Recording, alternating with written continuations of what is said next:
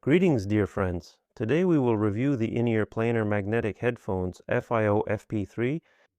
You can already see their measurements on the screen, and I would like to talk about how these measurements correlate with the listening experience. So, let's start with how they are packaged. The box is very luxurious. It's just a very expensive, beautiful, and incredibly practical box. But probably a third of the budget definitely went into the box, and these headphones make a great gift. Inside the box are the headphones themselves, and pay attention to how luxurious the carrying case for the headphones is. It's made in a Lego style, so you can carry your headphones with you and put some items on top. The set includes a bunch of silicone ear tip options. Overall, the package contents are pretty standard. The headphones themselves come in two colors. You can get rosewood or walnut. We have the walnut one. The headphones are very nice looking and very well made. It uses a 0.78 millimeter connector, so you can easily swap the cable. The cable is just incredible quality. For headphones in this price range with this kind of cable, I'd say it's amazing. It looks very nice and feels great to hold in your hands. It's a solid product. I listened to these headphones with three sources. The first source was my MacBook. Here it is, the MacBook.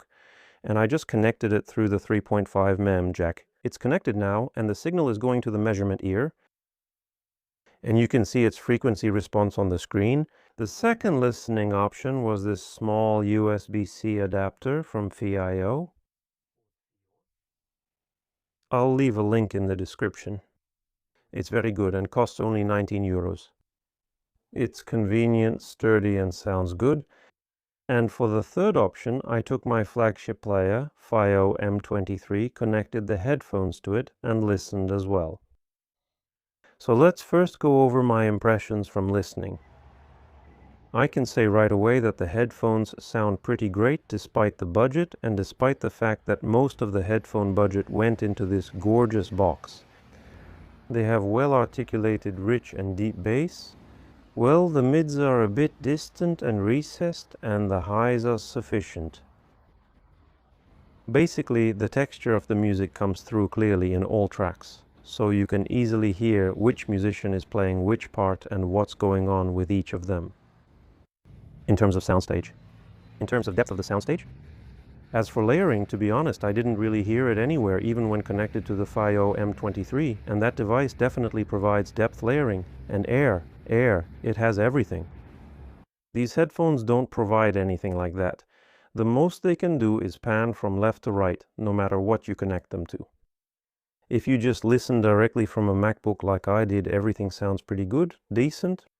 Basically, that's enough as a bare minimum setup. If you want to get a better, cleaner sound, you can use some kind of USB-C adapters. That is, inside them, they have both a digital to analog converter and a headphone amplifier. These miniature devices for 20 to 23 euros are the perfect option for headphones like these. FiiO M23 turned out to be, in my opinion, overkill. But connecting players that cost 750 euros to headphones that can't layer anything in depth, in my opinion, is a bit much. Well, it's extreme. You absolutely don't need anything that extreme. You don't get anything out of it. Let's talk about measurements now. So we've done the measurements, and now one ear is also being measured on the measurement head. A signal is being sent to it. Everything is being measured. In the Riff program, you can see its interface on the screen right now. On the computer screen. Let's see what we've got. And so the bass on these headphones is slightly elevated. Well, not just slightly, they're actually raised quite a bit. Basically, it came out to about 5 to 7 decibels exactly. Notice that the line is quite high, and this elevation goes up to 400 Hertz. There's really plenty of bass here. Let's move on to the mids. The mids, as you can see, are recessed. And that's exactly what explains why the vocals sound a bit distant. Well, a little bit in the background. because there's quite a serious dip here, and this dip lasts all the way up to 3 kHz before it starts to rise. Another interesting feature that really caught my attention is the peak between 6 and 7 kHz, which showed up in our measurements. At first we thought there was something wrong with our measurement head or our equipment, because when I look at measurements from other bloggers, here I'm opening the measurements, Hi-Fi Oasis, that's Hi-Fi Oasis. Это тоже FiiO FP3. Notice the bass is elevated, okay, and the mids are recessed.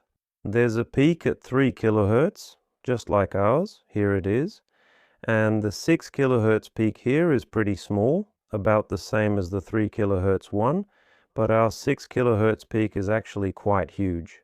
It rises, guys, well, about 5 to 7 decibels above the midline. That's quite a lot. We wondered if there might be an error with the measurements. So we took a sweep signal and listened to the headphones together with a colleague, and it turned out that the bass is indeed elevated, the mids are a bit reduced. Yes, there's a slight bump at 3 kHz, and at 6 as well, there's a distinct, clearly audible peak. This means that headphones can have different characteristics from batch to batch. So the guys who measured them got ones with this kind of peak at 6 kHz, yeah. They got a pair with this kind of peak at 6 kHz, but how does this peak affect the sound? Basically, you get a little bit of sibilance, but I can't say it's really terrible or overwhelming because sibilance is usually around 8, and here it's somewhere between 6 and 7, between 6 and 7, so it doesn't quite reach the level of sibilance. But when you listen to vocals, you hear a slight hiss.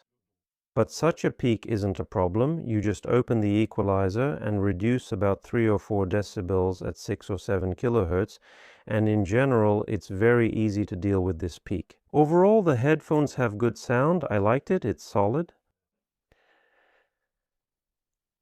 And now on the screen you can see the signal from the generator going directly to the ear. Here it is. The left earphone is inserted and the signal is being sent to it, and the program immediately measures it with the microphone. Here, pay attention. This is the measurement with a sweep, and this is the measurement with constant noise. Let's reset the average, and what we get from the noise completely matches what we measured with the sweep. What does all this mean? Well, just nice graphs. Yes, I also want to talk about the ear tips, guys. The set includes quite a large number of various ear tips, but as is usually the case, I've already mentioned this, but in order not to unpack the headphones, I used other ear tips for experiments. Here I have a bunch of different ear tips, including memory foam ones. So what I want to tell you is, let's move on to the measurements. I used smaller sized ear tips. Well, in order for the earbud to fit more snugly in my ear, I took a small silicone ear tip and put it on the earphones. And notice, the bass area immediately dropped out. So if you use small ear tips that don't fit tightly enough in your ear, you'll completely lose the bass area. Interestingly, I also experimented with memory foam tips, the so-called foam ones, or whatever they're called.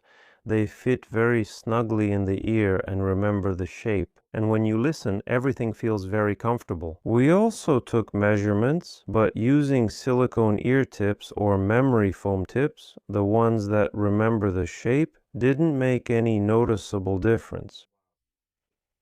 There were no noticeable changes in sound quality or in the measurements, meaning the measurements were exactly the same. There was a slight shift at 10 kHz, meaning this peak moved a little bit to the left and became a bit lower. So basically both the silicone and these types of ear tips sound the same. Guys, this was Arkady Zenin from Premium Hi-Fi. We're in Riga, connecting people with sound. That's all for now. May the power of the sound that's right for you be with you. Visit us at Programmance.